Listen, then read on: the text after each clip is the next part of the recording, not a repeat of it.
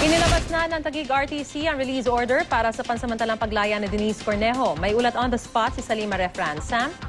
Maris, dumating na nga dito sa CIDG sa Camp Crame ang abogado ni Denise Cornejo, ni si Attorney Ferdinand Topacio. Bit-bit ang balita na pirmado na ang release order ng dalaga. Sa ngayon kinakausap ni Attorney Topacio si Denise para nga sabihin at kumbaga ipaliwanag pa yung magiging proseso. Hindi kasi agad-agad na palalayain na si Denise, no? Ang kailangan mangyari ngayon dito, kahit dali na dito yung release order, may kasamang court order yun para pumunta at humarap kay Judge Cortez, si Denise.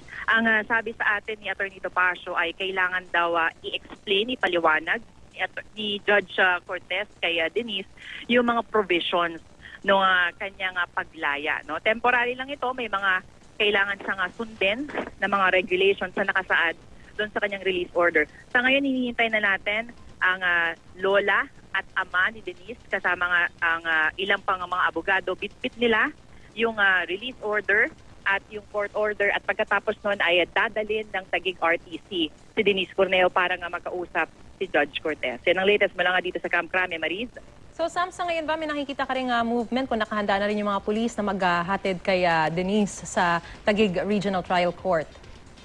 Sa ngayon, wala pa talaga actual movement from CIDG. Pero ang sabi nila sa atin ay nakahanda naman daw sila kung kailangan nga. Well, sa ngayon, kailangan na talagang dalhin sa Taguig RTC.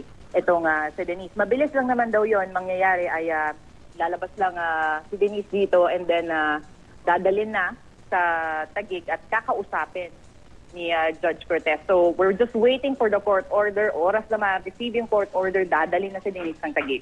Alright, maraming salamat, Salima Refran.